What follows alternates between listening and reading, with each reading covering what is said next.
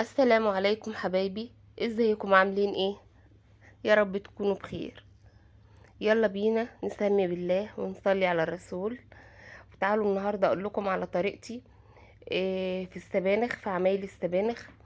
طبعا احنا عارفين السبانخ قد ايه كلها فوائد وحديد، وكلها فيتامينات ومعادن مفيدة للجسم.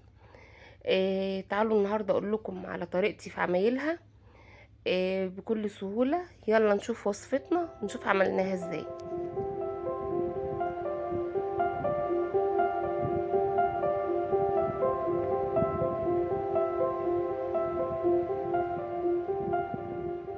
اول حاجة حبايبي، معايا السبانخ بتاعتي. كمية السبانخ ده كيلو من السبانخ، ومعايا ربطتين اتنين كزبرة.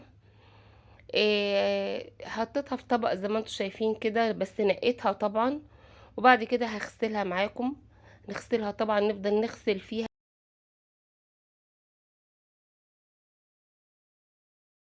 لحد ما ميتها تروق خالص معانا وتنضف كده. تغسليها كذا كذا دور بقى، وتطولي بالك كده لحد في الاخر تنقعيها في شوية مية بخل برضو. هغسلها انا بقى معاكم كده. يعني حبيت اوريكم بس للبنات المبتدئات اللي بتكسل تعمل الحاجات دي. الحاجات دي كلها فوائد يا جماعة. السبانخ دي كتير من اولادنا ليه مش عارفة مش بيحبوها، مع انها كلها فوائد والله. كلها حديد هقطعها بقى معاكم. وحلوة قوي للانيميا، مغذية طبعا جدا في يعني. ناس الطرق بتختلف طبعا من طريقة لطريقة ومن بيت لبيت، وكل شيخ وله طريقة زي ما احنا عارفين. في ناس بتشوحها بعد ما بتقطعها كده علشان تهبطها معاها كده، وفي ناس تانية بتحطها على طول في الصلصة بتاعتها. والطريقة بتاعتي انا اللي هعملها، اللي هي طريقة والدتي الله يرحمها. وده كان طريقة الدكتور بتاع والدتي، هو اللي كان قايل لها الكلام ده. انا هقطعها الاول، بس كملوا الفيديو معايا للنهاية وهتشوفوا الطريقة بتاعتي. طبعا كل بيت وله طريقة. هنا بقى معايا حلة مية بتغلي. ده الطريقة دي كانت من لسان الدكتور بتاع والدتي رحمة الله عليه. كان يقول لنا اغلوا حلة مية وانزلوا بالسبانخ، ما تنزلوش بيها على الصلصة مباشرة، عشان الاملاح اللي فيها والحديد الزيادة اللي فيها، او الاملاح عامة يعني. طبعا الحديد احنا محتاجينه طبعا عشان اللي عنده انيميا او كده.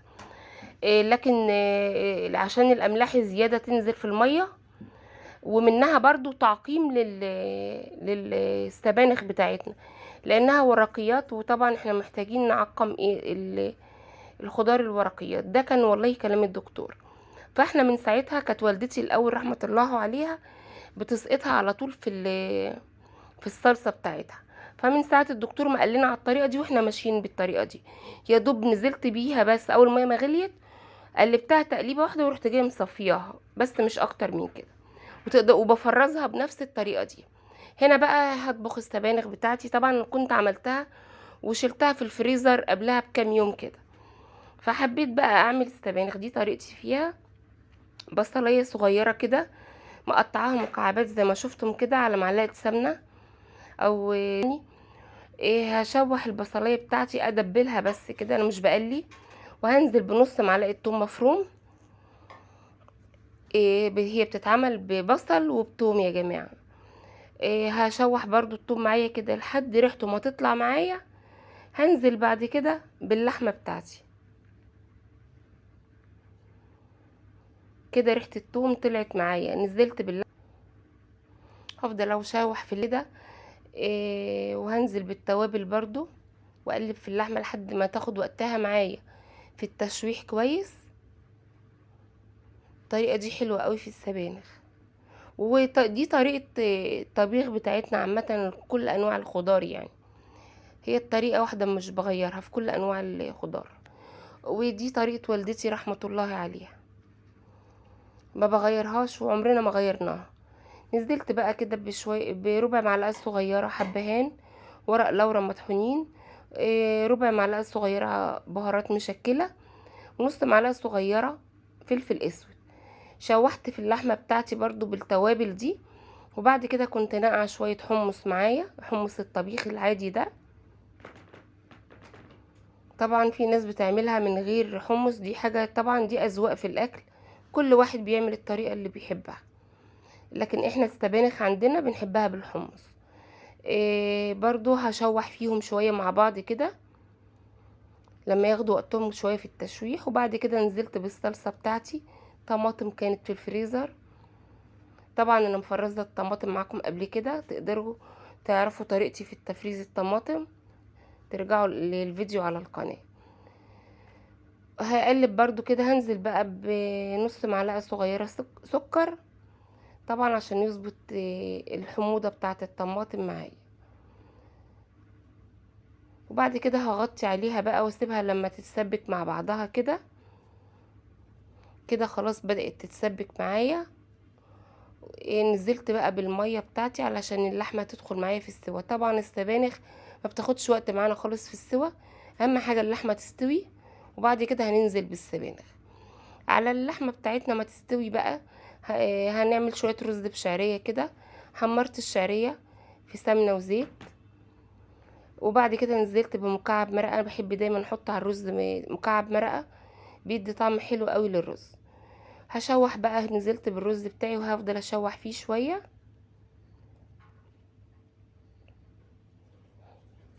هظبط الملح برضو الاول،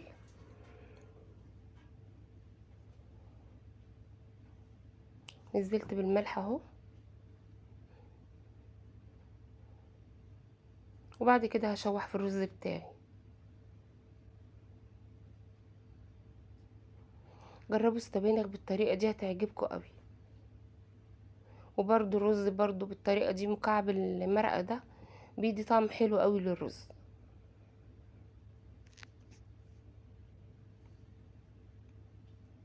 طبعا انا كنت سبت اللحمه، طبعا كانت بدأت تدخل في السوا طبعا، واول ما دخلت في نص سوا كده عملت الرز بتاعي عشان يبقى الاكل كله سخن معايا. شوحت الرز بقى بتاعي كويس. هنزل بقى بالميه بتاعتي، هظبط الرز بتاع الميه بتاع الرز، سوري.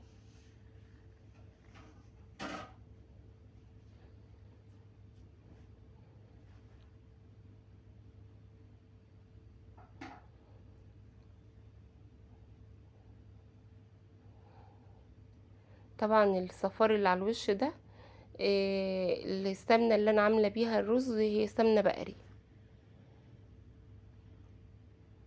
هظبط الميه وبعد كده هغطي على الرز يستوي، ياخد وقته برضو.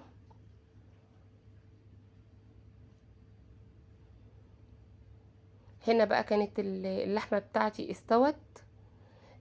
نزلت بالسبانخ، كنت فرستها زي ما قلت لكم. بعد ما صفيتها بقى من لما خدتها غلوه كده، هي مش غلوه، هو مجرد اني نزلت زي ما قلت لكم بيها في الميه تقليبه، ورحت جايه مصفيها على طول. لما بردت كيستها كده في الفريزر. وهنا كانت السبانخ بتاعتنا استوت معانا. حاجه كده اكله جميله جدا ولذيذه جدا والله، كلها فوائد وحديد كده، حاجه ترم البدن كده زي ما بيقولوا. والرز بقى بتاعنا كان استوى، وغرفنا الغدوه بتاعتنا. كانت غدوه بسيطه ولذيذه جدا. طبعا انا عندي برضو ولادي ما بياكلوهاش، طبعا كل الجيل ده او معظمه مش عارف مصلحته يعني. ودي كانت غدوتنا النهارده واكلتنا النهارده، حاجه كده بسيطه وجميله. اتمنى ان تكون طريقتي دي تعجبكم ان شاء الله، ويا رب اكون افدتكم باي معلومه. ولو عجبتكم وصفتي النهارده، لايك واشتراك في القناه. والسلام عليكم ورحمه الله وبركاته.